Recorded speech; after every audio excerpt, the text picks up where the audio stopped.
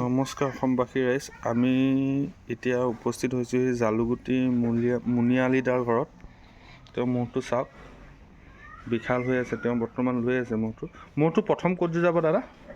এতিয়া ঠিকনা হোৱা নাই। এতিয়া ফলাফল কোনো হেৰি হোৱা নাই, ডিচিশ্যন হোৱা নাই, জুচ পাৰিব দিয়া নাই। এতিয়া এবাৰ ভাবি আছোঁ নগাঁৱত দিম, ভাবি আছোঁ আহাৰগুৰিত দিম, য'তে জুচ হয় আৰু তাতে লৈ যাম। য'তে জুচ হ'ব আৰু নগাঁৱত নিয়াটো খাটাং হৈ আছে। নগাঁৱৰ পৰা আহিছিল নেকি মানুহ? নগাঁৱৰ পৰা মানুহ আহি আছে।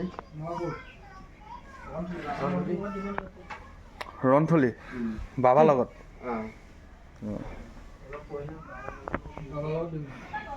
ৰণথলী বাবাৰ লগত জুচ দেখিব পাব। যিয়ে যায় আৰু ওচৰলৈ যাবই নোৱাৰি, মানে ভয়ংকৰ, বহুত বিশাল এটা মুখ। ঘৰতে ৰাখে ন, বাহিৰতনো নিনিয়ে? কেইবছৰ হ'ল? আমি এতিয়া ৰখা 4 বছৰ। 4 বছৰ হ'ল ন?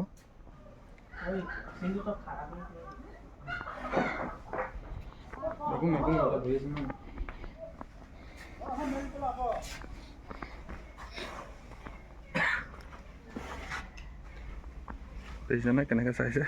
ভয় লাগি যাব।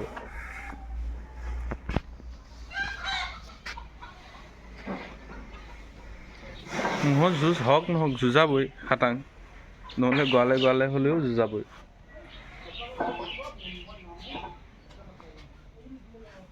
চাৰি বছৰ ধৰি কষ্ট কৰি পুহি আছে অকল যুঁজৰ কাৰণে। অকল যুঁজৰ কাৰণেই পুহি আছে, বেলেগতো একো নাই। বেলেগতো একো কাম নাই, খালি ঘৰত ৰখাই খুৱাই আৰু যুঁজৰ কাৰণে, মনোৰঞ্জনৰ কাৰণে, বেলেগতো একো কাম নাই।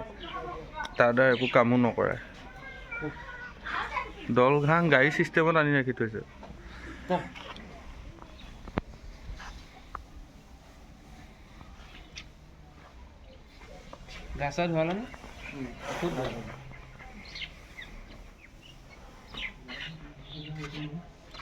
নাম শুনি আছিলোঁ, আজি আহি পেলাই উপস্থিত হৈছোঁহি আৰু চাই আছোঁ। বেলেগৰ ভিডিঅ'ত দেখোঁ মহটো।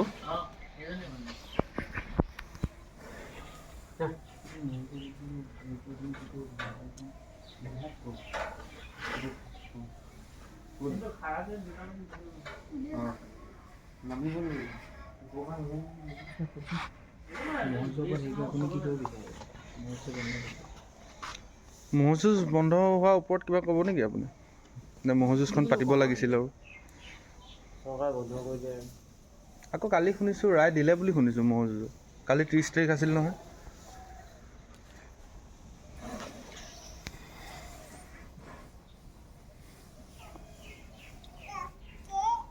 গা পা ধুৱাই মেলি আনি মেলি ৰাখি থৈছে আৰু বৰ্তমান